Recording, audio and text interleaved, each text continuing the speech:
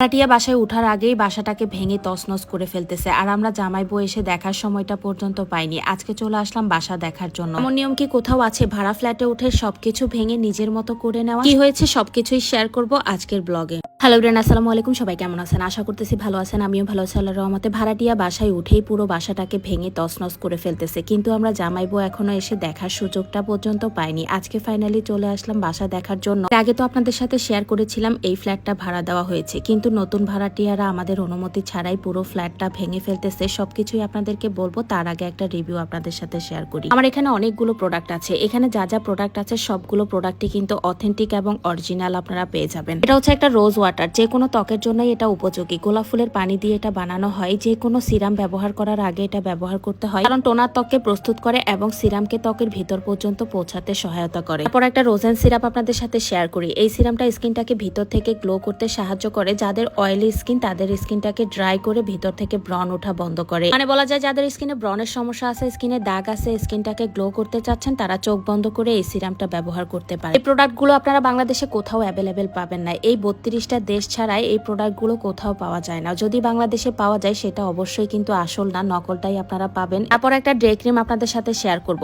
অবশ্যই যাচাই বাছাই করে প্রোডাক্ট কিনা ভালো, কারণ স্কিনের ব্যাপার খুবই সেন্সিটিভ একটা জায়গা। এই ডে ক্রিমটা যাদের স্কিন ড্যামেজ হয়ে গেছে তাদের জন্য বেস্ট একটা ডে ক্রিম। এতে রয়েছে রোজ ওয়াটার এবং অ্যান্টি এজিং, যা ত্বকের তারুণ্য ধরে রাখতে সাহায্য করে, এবং 15% সানস্ক্রিন, যা সূর্যের আলো থেকে আপনার স্কিনকে সুরক্ষা করতে সাহায্য করবে। পরে শেয়ার করবে একটা মাস্ক। এই মাস্কটা স্কিনের র্যাশ দূর করতে সাহায্য করবে, স্কিনটা টান টান করবে। এতে আছে গোলাপ তেল, শসা, ডেইজি ফুল, সবকিছুর মিশ্রণে এই উপকরণটা বানানো হয়েছে। আপনারা যারা অরিজিনাল প্রোডাক্ট কিনতে চান অবশ্যই আমাদের পেজে চলে যেতে পারেন। এই সবগুলো প্রোডাক্টের জন্য আমি উপরে আমাদের পেজ লিঙ্কটা দিয়ে দিব, যাদের লাগবে যোগাযোগ করতে পারেন। তারপরে চলেন আমার ফ্ল্যাটটা আপনাদের সাথে শেয়ার করি। এর আগের ব্লগে তো আপনাদের সাথে শেয়ার করেছিলাম এই ফ্ল্যাটে ভাড়াটিয়া যাওয়ার আগে বাসার অবস্থা কি যে করে রেখেছে। ফাইনালি বাসাটা রং করা হওয়ার পর এখন অনেকটাই সুন্দর লাগতেছে। এবার পুরনো ভাড়াটিয়া যাওয়ার পর নতুন ভাড়াটিয়া ওঠার আগে আমরা সবগুলো ফ্ল্যাটে রং করে দেই। যাই হোক, এবারও কিন্তু সেই কাজটাই করলাম, কিন্তু এবার একটা অন্যরকম কাজ হয়েছে। সেটা শেয়ার করার আগে আমি পুরো বাসাটা ঘুরে ঘুরে জাস্ট দেখতেছিলাম কোনো কাজ বাকি আছে কিনা বা কোনো কিছু করা লাগবে কিনা। সবকিছুই